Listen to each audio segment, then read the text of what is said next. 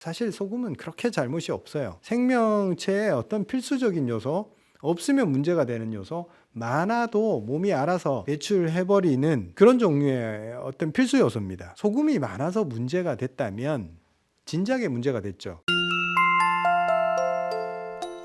안녕하십니까 구독자 여러분, 후쌤입니다. 오늘은 우리가 저염식을 해야 된다라고 생각을 하는 분들이 아직도 많은 것 같아서 소금을 왜 섭취해야 되는지 그 부분에 대해서 다시 한번 말씀드리도록 하겠습니다. 소금 섭취를 줄여야 된다라는 그 논리는 혈관에 수분이 많아졌을 때 혈관이 좀 파열될 위험성, 그리고 전체적으로 고혈압이 될 위험성, 그리고 물이 너무 많아지니까 신장에 부담이 될 수 있다. 이 논리가 작동을 합니다. 그래서 고령으로 가면 갈수록 심혈관 질환이 많이 생기니까 수분이 과잉됐을 때 혈관의 위험성, 혈관에 문제가 생길 위험성이 높다. 이 논리 일견타당합니다. 그런데 실제 우리가 사례들을 보면 저염식을 의도적으로 몇 년 동안 하면서 몸이 무너진 사람들을 너무 많이 봐요. 오히려 몸이 건조해지고 수분 고갈에 시달리다가 소위 말하는 진액 고갈 상태가 돼서 모든 점막이 마르고 피부가 마르고 수분이 부족한 그런 징후들을 보이는 상태로 살다가 이거 이대로 가면 좀 안 되겠다 싶어서 방향을 바꿔서 저염식을 하던 행동을 버리고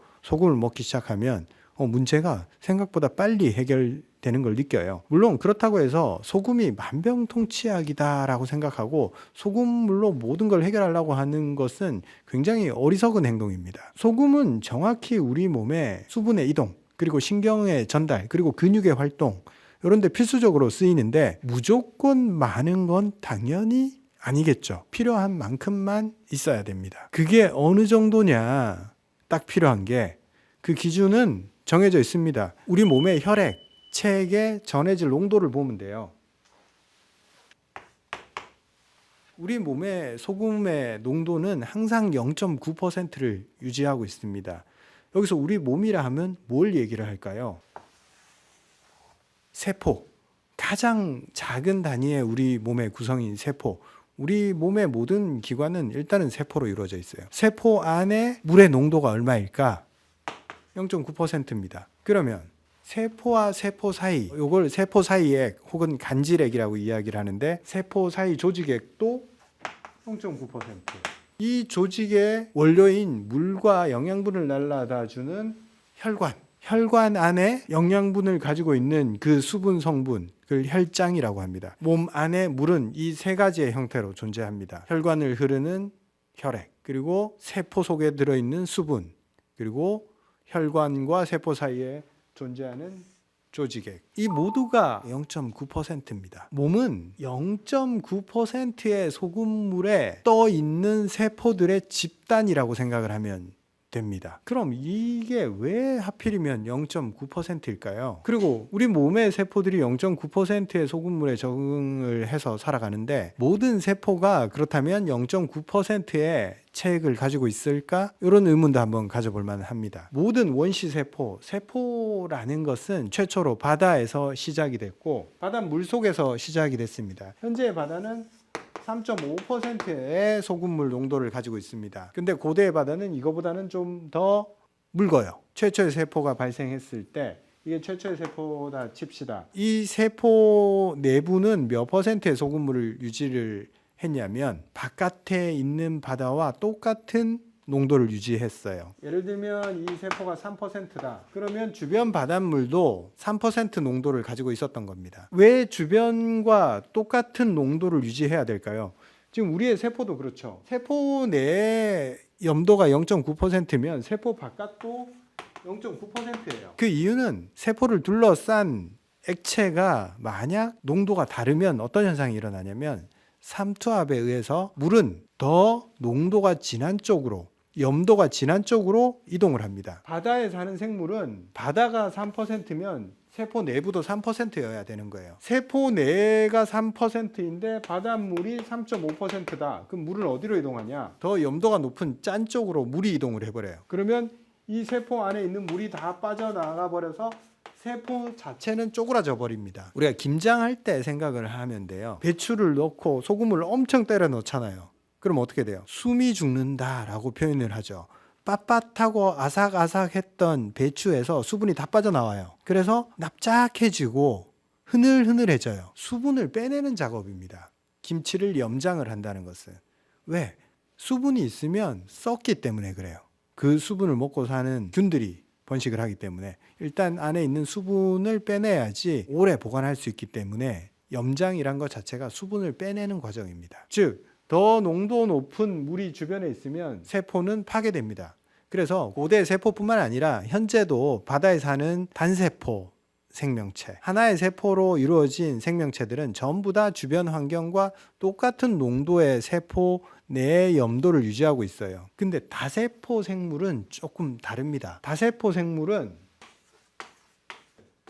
바닷물로부터 격리를 시켜서 내부의 체액의 농도를 다르게 유지할 수가 있어요. 어류나 오징어나 이런 것들 전부 다 바다와 똑같은 농도를 유지하는 게 아니라 인간처럼 한 0.9%에서 그 전후로 자기한테 이로운 정도의 농도를 유지시킬 수가 있어요. 왜 이렇게 다세포 생물은 다른 전략을 취했냐면, 단세포 생물 같은 경우에는 환경의 지배를 굉장히 많이 받습니다. 바깥 환경을 어떻게 할 수가 없어요. 바닷물의 농도가 시시때때로 바뀌고 온도도 시시때때로 바뀌어요. 거기서 생존하기 위해서는 외부 환경에 최대한 비슷하게 자기 자신을 변화시켜야 돼요. 그게 생존의 방식이었던 거죠. 다세포 생물은 일단 안전한 자기만의 바다를 하나 만든 거예요. 그 안에서는 바닷물이 짜지든 바닷물이 차가워지든 웬만한 변화에도 내 안에 세포를 둘러싼 환경을 크게 변화를 시키지 않아도 생존을 할 수가 있었던 거죠. 그래서 내부 염도를 딱 고정을 시켜놓고 살아갑니다. 다세포 생물은. 인간도 그 범주에 속하죠. 그래서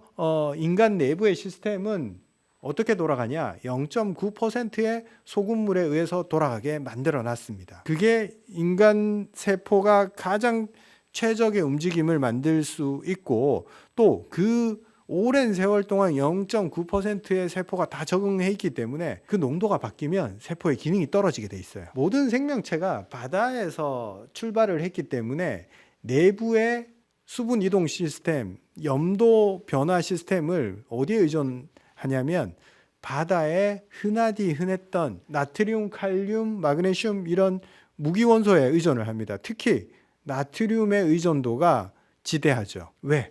바닷물에 가장 흔한 게 나트륨이었기 때문에 그래요. 어떤 생명체건 바다에서 시작했다라는 게 명확한 게 뭐냐면 소금 의존 시스템을 가지고 있다는 거예요. 인간이 육지에서 시작을 했다면 이 나트륨 구하는 게 만만치 않은 일이에요. 나트륨 어떻게 구해야 되겠어요? 사바나 지역에 사는 동물들, 거기는 바닷물이 없잖아요. 소금을 어떻게 구하는지 아세요? 걔들이 온갖 바위를 다 핥고 다녀요. 암석이나 흙을 통해서 소금을 섭취하기 위해서 그 다큐멘터리 같은 거 보면 막 핥고 다니잖아요. 그게 소금 섭취하려고 그러는 거예요. 육지에는 소금이 그리 흔하지 않기 때문에 바다에서 시작된 생명체가 소금을 확보하기 위해서 엄청난 노력을 할 수밖에 없습니다. 왜? 생명 시스템 자체가 소금 없이 작동하지 않기 때문에 그래요. 그래서 예전에 고대 국가에서도 가장 강력한 무기가 소금이었죠. 소금의 이동 경로를 차단을 해버리면 그 문명 하나를 파괴시킬 수 있었던 거예요. 문명이 형성되려면 소금이 공급이 돼야 돼요. 왜? 거긴 생명체들이 사니까. 그래서 그만큼 소금이 중요했던 겁니다. 근데 이게 또 아이러니컬하게도 산업화가 되고 염장식품이 발전하고 대량 생산된 음식들의 나트륨 함량이나 첨가물들이 막 늘어나면서 현대 질환들이 막 생기기 시작했잖아요. 비만이라든지 당뇨, 고혈압 그런 문제들이 막 생기다 보니까 왜 현대인들이 이런 문제가 생기지라고 현대인들이 먹는 음식들을 막 조사해 보니까 염도가 너무 높은 거예요. 그래서 WHO에서 야, 이 범인이 염분이야. 이 염분을 많이 섭취하니까 몸에서 수분이 과잉되고 그게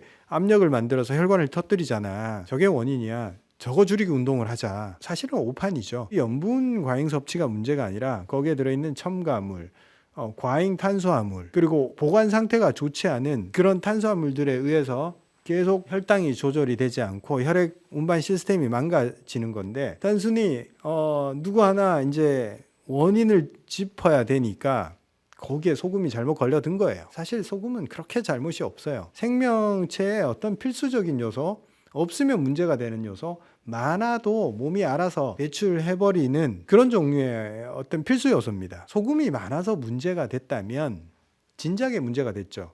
그리고 우리가 소금이 좋다 하는 것은 0.9%의 소금물, 몸이 딱 갖다 쓰기 적합한 농도의 소금물, 그걸 얘기를 하는 거지. 그 이상 먹어보세요. 그거 먹을 수 있나? 못 먹어요. 짜서. 가장 몸이 필요로 하는 수준의 이 염분 농도를 맞춰주는 거, 그게 필수적으로 있어야 돼. 소금을 줄이면 시스템이 무너져요.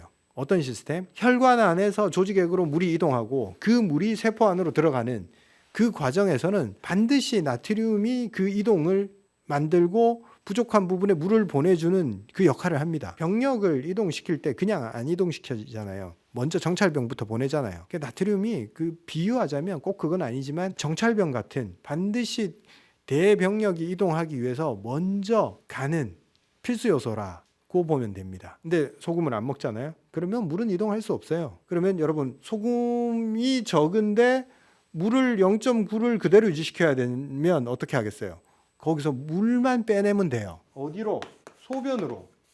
그래서 저염식을 하면 계속 소변을 봐요. 물이 빠져나가는 걸 느껴요. 몸의 농도를 유지시키기 위해서 물을 빼버린 겁니다. 그러면 몸은 고갈이 되기 시작해요. 가야 될 물이 가기는커녕 있던 물을 빼오는 거예요. 그래서 혈관이 쪼그라들고 세포가 쪼그라들고 몸이 건조해져 버리는 겁니다. 그래서 뇌의 체액도 줄어드니까 뭔가 기억도 가물가물하고 피부도 건조해지고 소화액도 진한 걸 못 만들어내니까 소화도 잘 안 되고, 그게 저염식 때문이다라고 생각을 못 해요. 왜냐?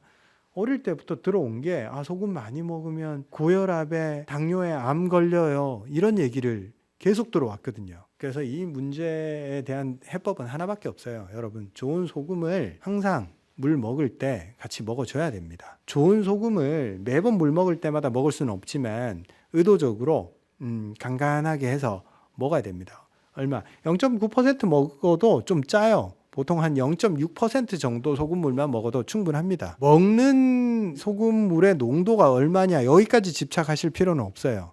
그냥 몸 안에 있는 총량의 소금이 중요해요. 소금이 있으면 그걸 필요한 데 갖다가 씁니다. 그래서 딱 0.9 맞춰서 먹어야지 그렇게 생각할 필요 없어요. 0.6 맞춰서 먹으면 조금 물은 많이 들어갔고 소금이 좀 부족하잖아요. 그러면 알아서 소변 내보내면서 필요한 소금만 취합니다, 몸이. 근데 만약 소금물을 먹었는데 좀 컨디션이 안 좋아진다, 그거는 과잉된 수분을 내가 사용하지 않고 있다라고 보시면 돼요. 물이 늘어났는데 사용은 안 한다. 즉 근육과 세포가 활동을 안 한다는 거예요. 그 문제를 해결하기 위해서는 소금물을 먹으면서 활동을 하시면 돼요. 특히 야외에서 활동을 하면서 땀을 많이 흘리는 분들은 계속 소금 부족에 시달리기 때문에 소금물을 먹어주면 컨디션이 막 좋아져요. 근데 땀도 안 흘리고 활동도 안 하고 집에서 가만히 있는 분들이 막 소금물 먹으면 어떻게 되겠어요? 수분의 양만 늘어납니다. 그러면 당연히 심장이 더 많은 일을 해야 돼요. 이 문제를 해결하려면 노동을 해야 됩니다. 운동을 해야 됩니다. 몸을 써서 순환을 더 빠르게 하고 필요 없는